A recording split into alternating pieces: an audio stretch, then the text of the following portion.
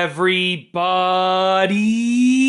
I'm here today to talk to you about some Nespresso Essenza Mini tips and tricks.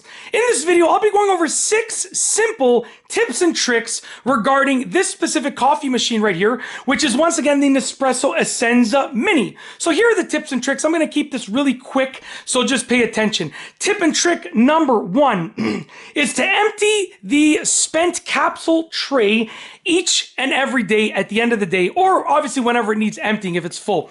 So to get to the spent capsule tray, you just simply pull this out, and here it is right here. So you want to empty this out at the end of each day, because if not, if the capsules sit in there, it's just more likely that they're gonna, get crusty and stain the inside and stuff like that. It's just more work. So it's easier to just empty it at the end of each day. That's tip and trick number 1.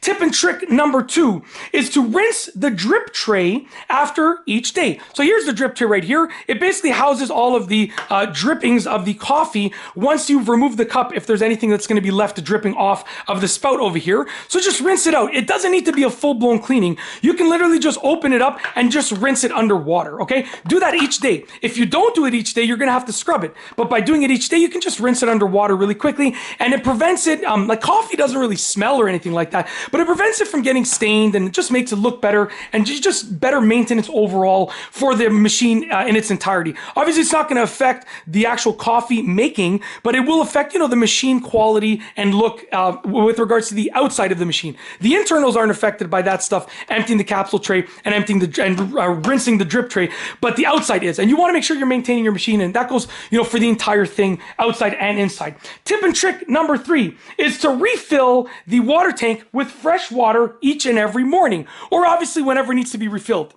Now, it's not a big deal because water doesn't really go stale after a day, but I find, and it might be in my head, that when I put fresh drinking water in here every morning, in any coffee machine for that matter, the coffee just tastes better, just tastes a little bit fresher to me. And it might just be my head, obviously my mind playing games with me, but it just tastes fresher. And this is my parents' machine. They use it every day. I'm in my parents' basement right now filming this. I came here on my lunch break to just sort of film this quickly, film a few videos with this machine right now, and a few I'm going to do after work. I think I'm doing 10 in total with this machine. But anyways, I've convinced them to do it every morning, and they say also that every day now that they refill the drinking water in this tank every morning, it just tastes so much better. The coffee tastes so much fresher. But like I said, it might just be my mind playing games with me and their minds as well. But if it convinces you that it tastes better, then it doesn't even matter if it actually makes a difference or not, because you're convinced that it tastes better. So it's working no matter what, okay? So that's number 3, refill the water tank with fresh drinking water every single morning, or obviously whenever it's needed throughout the day. Tip and trick number 4 is to brew water with a bare opening over here before your espresso shot. So essentially, when you open this up, you can take your capsule. I think I got some old ones here that were already used. Yeah, you can take your capsule, you can put it in there, okay, to brew your espresso shot or your lungo shot. Now, what you can do is if there's no capsule in there, you can close it, and then you can brew an empty shot of coffee. So what that's going to do is that's going to clear out the pipes. So what I would recommend is, and this is a really cool tip and trick, make sure there's nothing in there. So there's no coffee pot in there. Put your cup here that you're going to use. Brew an empty shot. So just water. It's going to come out basically, okay? And then let the water sit in that cup for about a minute. It's going to warm up the cup, which the espresso will react better to a warm cup. Okay. Then what you can do is empty out the cup. You can rinse it quickly if you want, in case the water's a little bit dirty or something. And then you can put your coffee pot in and then brew it. So brew an empty brew of water first before you brew your espresso shot.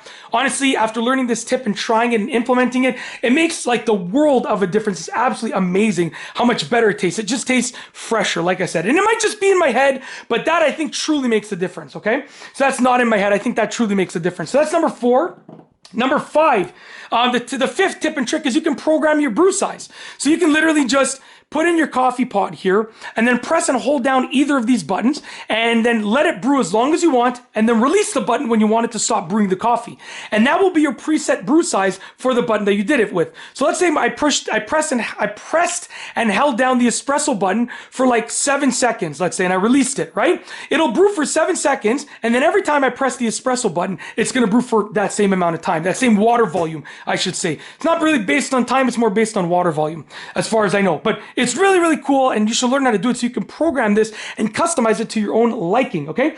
Last but not, I'm messing up because I'm trying to go fast, okay? Let's slow it down. Last but not least is the tip and trick number 6, which is to experiment with different pods and flavors. Nespresso has a unbelievably wide variety of coffee flavors, strengths, and types and stuff like that. Experiment and, get different kinds. Don't get the same pod and use the same pod every day. You can if you want to, but truthfully, you should be taking advantage of their wide variety of flavors. I love the Nespresso machines.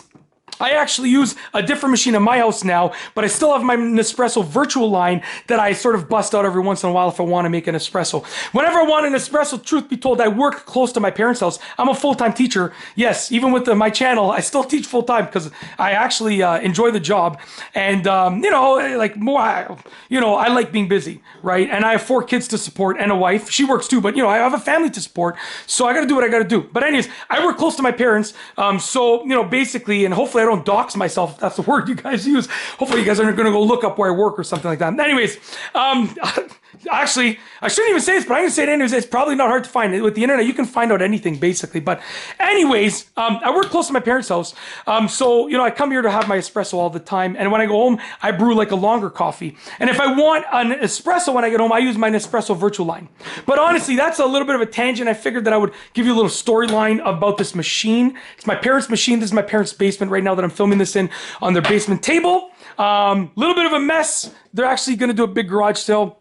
And they're going to sell like most of this stuff because it's all stuff that they stored and they didn't need. So just so you know, it's not my basement. I don't want to see, and yes, I'm drinking a can of Coke right now. My mouth is so dry. I'm just dying to finish that can of Coke after this video's done. But yeah, other than that tangent, I don't want you to think this is my basement that looks like this. I love my parents, but yeah, I have 4 young kids, so I can't really have just stuff lying around everywhere. They can because me and my sisters are all older. All right, I think that's truly it. Hopefully you've enjoyed that long storyline at the end of the video. Those are the 6 tips and tricks for the Nespresso Essenza Mini coffee machine. Let's go over them again quickly just as a recap. Number 1, empty the capsule tray at the end of each day. Number 2, rinse the drip tray at the end of each day. Number 3, refill the tank with fresh water each morning, or obviously whenever it's needed throughout the day. Your coffee will probably taste better, even if it's only in your mind, even if it's just a mind trick. Number 4 is to brew with just bare water before you brew your espresso shot. It will actually taste much better. Number 5 is that you can program your own brew size to customize the machine to your needs. And last but not least is number 6. That's to experiment with different pods. There's different flavors, different styles, different brew strengths. Experiment and find out the ones that you like the best. And that is truly it. I hope that you've enjoyed the little sort of tutorial / explanation / storyline. I went off on a tangent there, but you know what? I figured I'd give you a little bit of a backstory with regards to this machine right here. And that is truly it from the bottom of my heart. If you like this video tutorial / explanation, please be sure to give it a thumbs up. Let me know what you think down below as a comment. And of course, be sure to subscribe for more great videos just like this one. And that's all I have for you today.